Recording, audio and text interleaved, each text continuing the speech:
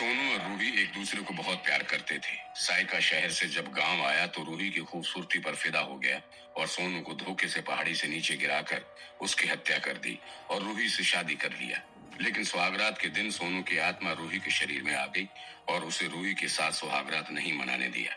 दूसरी रात सोनू की आत्मा साइका के शरीर में प्रवेश कर अपनी रूही के साथ रात भर मजे लेती रही और साइका सूक्ष्म शरीर से सब कुछ देखता रहा पर कुछ ना कर सका। सुबह देर से करीब 11 बजे वो उठा और अपनी माँ से बताया कि किस तरह सोनू की आत्मा उसे परेशान कर रही है।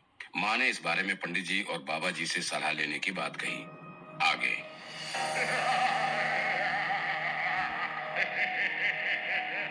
साइका की कुंडली देख पंडित राम प्रसाद ने कहा, कुछ तो गड़बड़ है इस कुंडली में। कुंडली कह रही है कि पति पत्नी में बेहद प्यार है, फिर भी शनि की कुदृष्टि के कारण इन पर दुख के बादल छाए हैं, जिन्हें दूर करने के लिए हवन करना होगा और इनमें 5 या 11 हजार का खर्चा आएगा। 5,000 या 11,000 इसका मतलब है पंडित जी, इसका मतलब ये है कि अगर मैं मंदिर में हवन करूंगा तो 5,000 का खर्चा आएगा और अगर यहाँ हवन करूंगा तो 11,000 का खर्चा आएगा। ठीक है पंडित जी, आप मंदिर में ही शुद्ध तरीके से हवन कीजिए। मुझे तो सिर्फ हमारे बेटे बहू की खुशी चाहिए।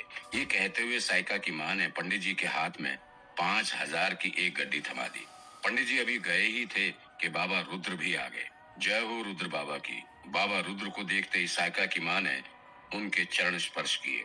खुश रहो, बाबा ने कहा। फिर थोड़ी देर के लिए अपनी आंखें बंद कर ली और जब अपनी आंखें खोली तो बोले, लगता है यहाँ किसी जिन्न का साया है, आप बेटे बहू को बुलाओ। साइका की माँ ने तुरंत साइका और रूही को बुलाया और बाबा जी के चरण स्पर्श करने को कहा।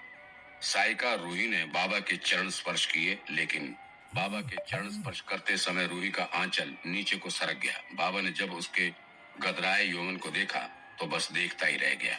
इस लड़की के जिस्म में जिन्न का प्रवेश हो चुका है बेटा साइका, और एक दिन वो इसे पूरी तरह से खोखला कर देगा और धीरे धीरे इसके जिस्म से सारा रक्त निचोड़ लेगा। बाबा ने रूही पर नजर गड़ाते हुए कहा, हाँ बाबा, आपने बिल्कुल सही कहा। इसके जिस्म में जिन्न का प्रवेश हो गया है, जो सिर्फ इसे नहीं बल्कि मेरे को भी खोखला कर रहा है। मुझे इसका कोई सटीक उपाय बताइए बाबा। साइका ने बाबा से हाथ जोड़कर कहा, कोई जिन नहीं है मेरे अंदर, मैं रूही हूँ और बिल्कुल ठीक हूँ। रूही ने बाबा की वासना भरी निगाहों को पहचानते हुए साइका से कहा। फिर माँ जी को देखकर बोली, माँ जी ये बाबा झूठा है। बाबा बोला, हर लड़की जिसके जिस्म में जिन घुस जाता है वो बाबा को देख ऐसे ही बोलती है। पर आप लोग बिल्कुल चिंता ना करें, मैंने ऐसे कई भूतों को अपनी पोटली में बंद कर रखा है। एक काले रंग की पोटली को अपने बड़े से झोले में से निकालते हुए बाबा ने कहा, क्या इस पोटली में भी जिन बंद है? साइका ने पूछा। हाँ बेटा, इसमें कई जिन हैं, जिनको मैंने अपने मंत्र से उन लड़कियों के जिस्म से निकालकर अपनी इस पोटली में हमेशा के लिए बंद कर लिया है और अब ये जिन मेरे गुलाम है, बाबा ने कहा। ठीक है बाबा, तो आप इसके जिस्म से भी जिन का भूत जल्दी से निकाल दीजिए, जिससे मेरी रूही बिल्कुल ठीक हो जाए। साइका बोला, ये क्रिया एकांत कमरे में होगी, जहाँ इस लड़की के सिवा और कोई ना होगा, वरना जिन इसके जिस्म से निकलकर किसी और के जिस्म में घुस सकता है, बाबा ने चेतावनी देते हुए कहा। ठीक है बाबा जी, आप दोनों मेरे बेडरूम में चलें, क्योंकि जिन भी वहीं रात में आता है, साइका ने कहा और बाबा और रूही को अपने बेडरूम में ले जाकर बंद कर दिया। रूही बोलती रही कि उसे कुछ नहीं हुआ है और ये बाबा ढोंगी है, पर उसकी किसी ने एक ना सुनी।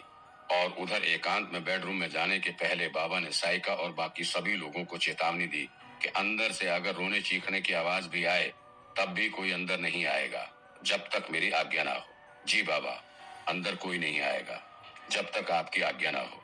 और ये कहकर साइका ने बाबा के अंदर जाते ही कमरे के बाहर सांकल लगा दी।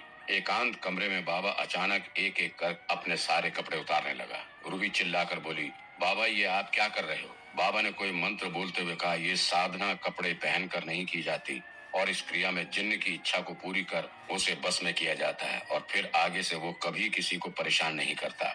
इसलिए समय व्यर्थ ना कर और अति शीघ्र तू भी अपने सारे कपड़े उतार दे, ताकि आगे की क्रिया आसानी से की जा सके। बाबा ने उसकी ओर बढ़ते हुए कहा, तू ढोंगी बाबा जिन को भगाने की आड़ में मेरे संग रेप करना चाहता है।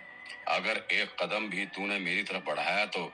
लेकिन आगे कुछ बोलने से पहले ही बाबा ने ना जाने क्या उसे सुंघा दिया कि वो बेहोश हो गई और तब बाबा ने उसके सारे कपड़े उतार कर उसे बेड पर लिटा दिया और खुद भी उसके साथ चिपक कर लेट गया। उधर कमरे के बाहर साइका और उसकी माँ ईश्वर से प्रार्थना करती रही कि रूही के जिस्म से जिन निकलकर बाबा की पोटली में आ जाए और वो बिल्कुल ठीक हो जाए। तभी अचानक साइका की माँ ने उससे कहा, बेटा तबीयत तो तेरी भी 2 दिन से गड़बड़ है, मतलब कहीं तेरे अंदर भी जिन ना हो। नहीं माँ, जिन सिर्फ रूही के जिस्म में है, मेरे जिस्म में कोई जिन नहीं है। ये रूही के जिस्म का जिन ही मेरे को परेशान कर रहा है। मैंने तो अपनी सुहागरात के दिन ही तुझसे कहा था कि रूही पागल है, पर तूने मेरी बात का भरोसा नहीं किया। दरअसल उसका पागलपन उसके जिस्म में घुसे जिन के कारण ही है।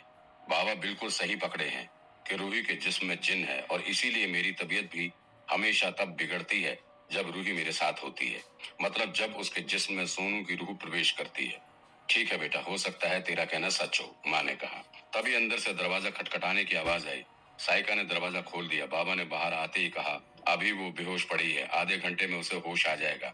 उसके जिस्म में बहुत ताकतवर जिन का कब्जा है। मैंने उसे अपनी पोटली में तो बंद कर लिया है, लेकिन अभी भी खतरा बरकरार है। अगर 1-2 दिन में वो पूरी तरह ठीक ना हुई तो उसे मेरे अड्डे पर लाना होगा, वहीं पर उसका पक्का इलाज होगा। ये कहकर और 5,000 गुरु दक्षिणा लेकर बाबा चला गया। साइका ने जब कमरे में प्रवेश किया तो रूही एक काले रंग की चादर में लिपटी हुई थी। कोई आधे घंटे बाद उसे होश आया और वो उठ बैठी। साइका ने उससे पूछा, कैसा फील कर रही हो अब? जवाब में रूही ने अपनी दोनों बाहें साइका के गले में डाल दी और बोली, मजा आ गया यार, और उसके ऊपर लेटकर उसके लबों को चूम लिया। तभी साइका को यह महसूस हुआ कि रूही ने पी रखी है और उसके बदन पर उस काले रंग की चादर के सिवा एक भी वस्त्र नहीं है। ये देखते ही वो बेचैन हो गया और तरह तरह की आशंकाओं के साए उसे घेरने लगे।